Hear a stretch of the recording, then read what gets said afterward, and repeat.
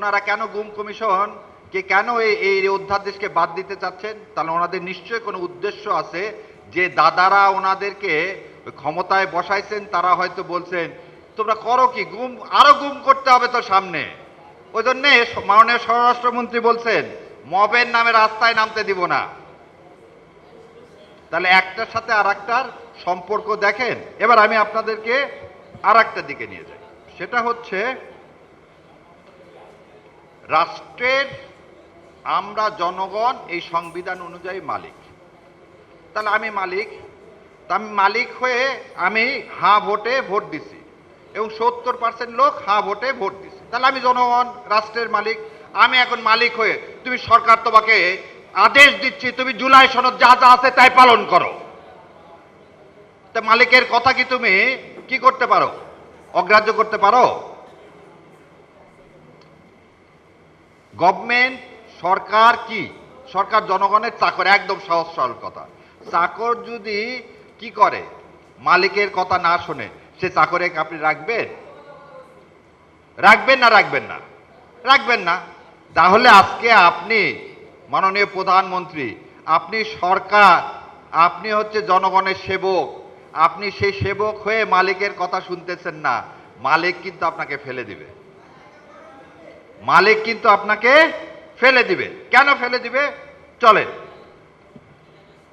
আপনি আমাদেরকে বলছেন যা কিছু হয়েছে এখন পর্যন্ত সব সংবিধানের আলোকে, সব সংবিধানের আলোকে। ঠিক আছে, শেখ হাসিনা একটা ক্লিপ বের হয়েছে গত পরশুদিন, যে ভাই বললেন ভাইকে গুম করা হয়েছে, আয়না ঘরে রাখা হয়েছে। আমি চাইছিলাম ভাই আয়না ঘরের বর্ণনা দেখ।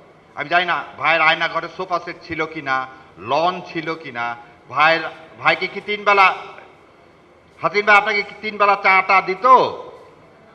টিভি দেখার সুযোগ ছিল? তাহলে যদি সুযোগ থেকে থাকে তাহলে আমি বলবো যে হ্যাঁ সালাউদ্দিন সাহেবও গুম হয়েছে। আর যদি এটা না হয়ে থাকে তাহলে হাসিনা যে কথা বলছে সালাউদ্দিনকে আমি কখন গুম করলাম?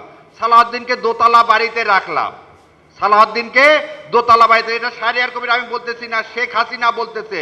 তাহলে সালাউদ্দিন সাহেব কিভাবে গুম হলেন? যেভাবে কালকে মিথ্যাচার করে কিছু ছেলে পেলেকে আপনারা ছবি লাগায় জুলাই যোদ্ধা বানায় কি করছিলেন, সংসদের ওই ভিআইপি গ্যালারিতে বসাইছেন। কি তাজ্জব কথা! মানে কনস্পিরেসি একটা শেষ থাকতে হয়। ভিআইপিতে আমাদের মতো লোকেরা যায় বসবে, আপনি এক গাদা ছেলে পেলে নিয়ে গেলেন, নিয়ে যে পুলিশ দিয়ে, এবং আবার বলে দিচ্ছি আমার চোখের সামনের ঘটনা, পুলিশ দিয়ে তাদেরকে ঢুকালেন, ঢুকে আবার বললে দিলেন এই তুমি এই রোতে থাকো, এই রোতে থাকো। এই যখন ওই চিফ হুইপ কথা বলতেছে, পুলিশ ভিতরে দাঁড়াও দাঁড়াও দাঁড়াও, সবাই সামনে যাও। এই নাটক বন্ধ করেন, এই নাটক বন্ধ করেন। কালকে আমি নিজে ওই মেঘনাতে ছিলাম, একদম পিছনে, কারণ আপনি আপনার তো ক্যাডার বাহিনীর সামনে বসায় রাখছেন, আমাদের মতো লোকের ইজ্জত দিবেন কেন? পৃথিবীর ইতিহাসে এটা বিরল, পৃথিবীর ইতিহাসে এটা বিরল। এবার আমি আপনাদেরকে একটা একটা করে কথা বলি, কোন সংবিধানের কোন ধারার আন্দোলনে এই গণ আন্দোলন হলো? কেউ কি বলতে পারবেন সংবিধানের কোন ধারার আন্ডারে এই গণ আন্দোলন হলো? সংবিধানের কোন ধারার আন্ডারে আপনি পুলিশকে মরণাস্ত্র দিলেন? সংবিধানের কোন ধারার আন্ডারে হেলিকপ্টার থেকে গুলি চালিয়ে ছোট ছোট বাচ্চাদেরকে শহীদ করা হলো?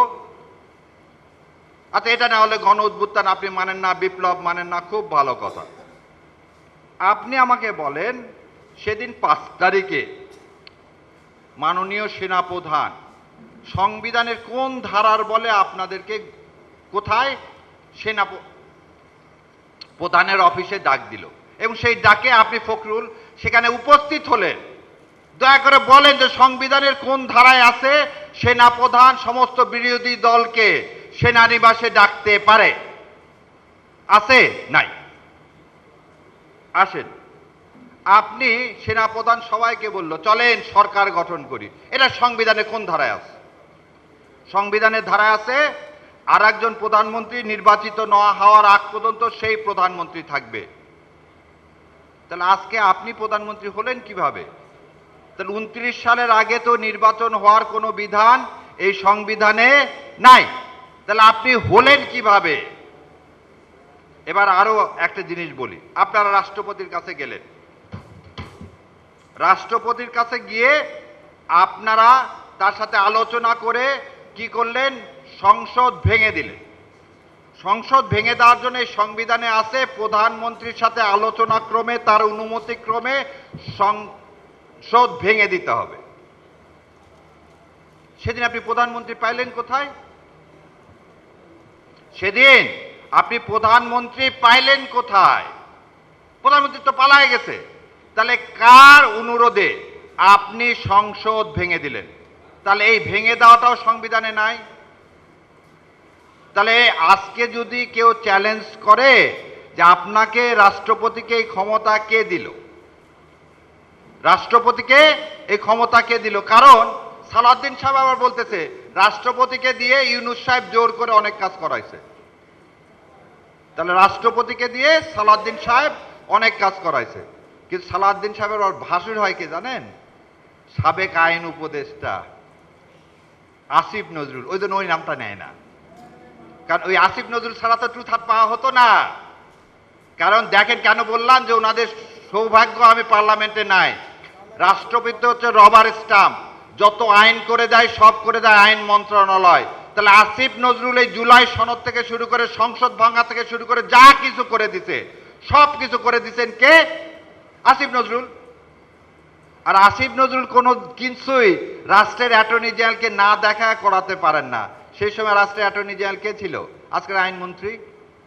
আইনমন্ত্রী সাহেব ওই জন্য একটা বারের জন্য আসিফ নজরুলের নাম নেয় না, কারণ আসিফ নজরুল আর আইনমন্ত্রী মিলে এই কাজ করছে কিভাবে জুলাইকে খেয়ে ফেলে দেওয়া যায়।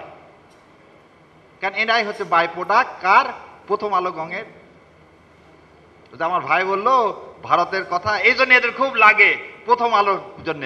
অন্য মিডিয়া বন্ধ করে দেন, কিচ্ছু যায় আসে না। আপনারা জানেন যে ইউনূস সরকারের সময় বাংলা এডিশন নামে একটা অনলাইন ইয়া ছিল, সেটাকে বন্ধ করে দেওয়া হয়েছে। সেটা নিয়ে তো হাউকাও নাই। সো কেন এই কথাটা বললাম আবার বোঝেন। আসিফ নজরুল রা কি করলেন? আসিফ নজরুলরা কি ষড়যন্ত্র করলেন? আসিফ নজরুলরা ষড়যন্ত্র করলেন কিভাবে বিএনপিকে ক্ষমতায় আনা যায়। সেই জন্য সংসদে বলতেছেন যে কে রাষ্ট্রপতিকে দিয়ে সব কাজ করাচ্ছে। কে করাচ্ছে? তত্ত্বাবধায়ক সরকার। তত্ত্বাবধায়ক সরকারের কে? আইন পাস কি ইউনূস সাহেব করেন? আইন তৈরি কি ইউনূস সাহেব করেন? আমি চ্যালেঞ্জ দিয়ে যাচ্ছি, যদি বিএনপির ভাইরা দয়া করে আজকেও সংসদ বসবে, একটু যদি বলতেন যে আইন তৈরি আসিফ নজরুল ছাড়া আর কেউ যদি করে থাকে এবং সে আইন যদি রাষ্ট্রপতির কাছে রাষ্ট্রপতি নিজে তৈরি করে থাকে, আমি আমার কান কেটে দেব। আর তার চেয়েও বড় কথা, সেদিন যেমন দুঃখ করে বলছিলেন যে 30 বছরের প্র্যাকটিস জীবন, কালকে আপনাদের এই ফ্রড দেখে মনে হয়েছে আমার এই ব্যারিস্টারি পড়া, আইন পড়া, রাষ্ট্রবিজ্ঞান পড়া, হাইকোর্টে প্র্যাকটিস করা সব অমূলক। জন সালাউদ্দিন সাহেব বললেন আপিলেট ডিভিশনের দরকার নাই, সব আইন আমরা বাতিল করে দেব।